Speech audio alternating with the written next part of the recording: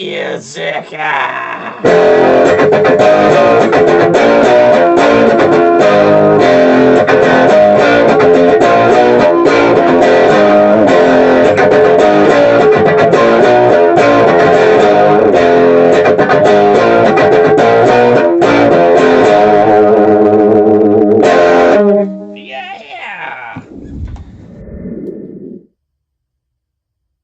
Milsurp Garage. All right, today I'm going to break out some 870s. Comment on one of my videos raised an eyebrow. It was on, I think it was on one of my Model 12 videos, Winchester Model 12 videos. And the guy was saying, yeah, I bought a Remington 870 once. It's nowhere near the quality of a Model 12. And I'll never buy another one again. You know, the Model 12 is the real strong, solid shotgun. Model 12s are strong and solid, but let me tell you, if you had some kind of problem with the 870, you just bought a bad one. I'm going to show you a couple of mine that are these have to be the strongest shotguns in existence. I think you just got to know where to go with them, where to buy. So this one is a 78. I think it's called a Brushmaster, an AP Brushmaster, something like that. I don't know much about the history of 870s. I'm going to throw up some pictures here. This is just some ads that I see knocking around, just some stuff that I'm looking at. Here's a timeline from 78 to 82, which is where I'm going to show you a couple of these examples here and what they had going on. They were always releasing something different and things were changing around. This one, it had a scope mount on it already. This mount was already there. And at a gun store, maybe that's why nobody was buying it. It's a 78. It has this cylinder choke. I believe it's cylinder choke. A dime fits in the barrel. So I always thought that was cylinder choke. That even if it was modified, improved cylinder, whatever it was, a dime wouldn't fit in there. That only a cylinder choke it would. I'm going to have to really look into that. It's not actually marked on here. But I did look, and I saw that these Brushmasters were supposed to be improved cylinder, I think. But with these rifle sights like this, I'm thinking that these were cylinder choke. These are slug barrels, you know what I mean? And look at this action. Nothing is smoother than nothing beats these. And this receiver is just milled out of a block of solid steel. It's insane.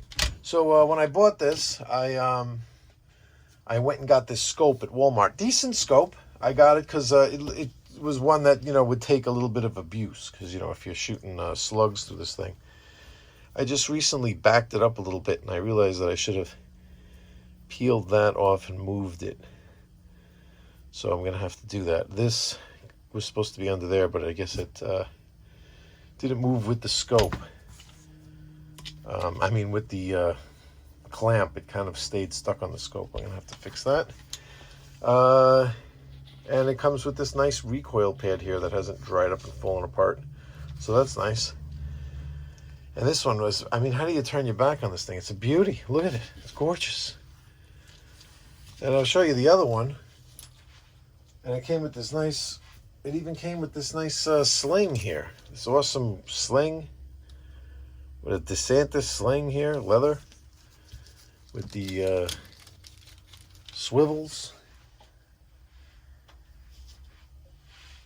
And if you don't like the if you don't like the scope mount, here's another one.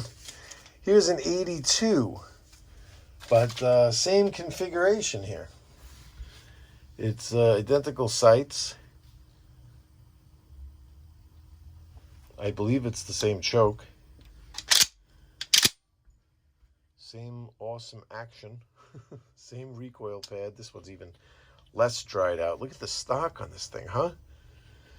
How do you turn away from that? I picked this up at a gun store. Whatever the guy wanted, it was a few $100. And this was back in the day. This was a while ago. I just couldn't say no to it. I had to take this thing home. It's like seeing a puppy in the pet store. Look at it. Look at how this is like buying one that's brand new. When you buy a gun, an 1882 gun, look, this doesn't even have marks. Yeah, you can see how much usage these have had. by looking at the magazine tube and how many, the wearing of the sliding back and forth on the magazine tube. Not much here. A line here or two that's just probably from me using it and cycling it. I think when I bought it, I don't even think it had a scratch on it. But here, let's snap cap these things. Here. They call these things bump in the night guns. That's what they call these things.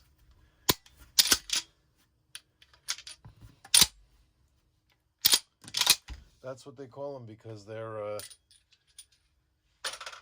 these are nice to just stand up in a corner. You're not going to go wrong if you get these. Trust me. What issue you had with your 870, I don't know.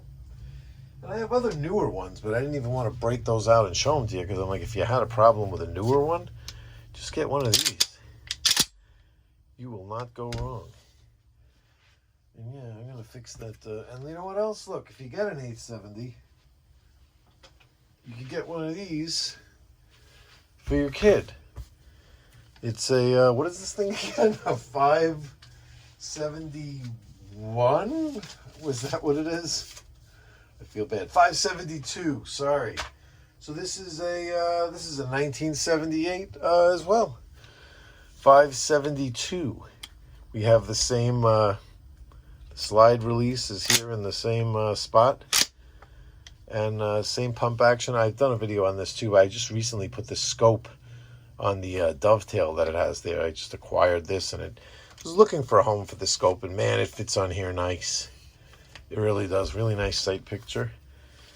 And it doesn't really ruin the lines of it so much because of these big, huge, very similar sight to what's on the shotgun. But I'm going to plink around with it like this for a little while and play with it. But how cool is that you even have a tube-fed 22 that fits into the family. So I think that's your 870 route right there. Go to the 70s, my friend. 1978 sling, scope, deer barrel, slugs. Go play. Just wanted to pop in for another second. There was something that I forgot to put in this video. When I was discussing its strength, I wanted to show what particularly it is that gives it this extra strength compared to other shotguns. If you look in the receiver here, this is the rear, here's the front of the gun. You can see right in here in the front, right up there, that's where the locking lug goes in. The locking lug goes in the front of the bolt, right next to the start of the breech right there. That's the strongest point.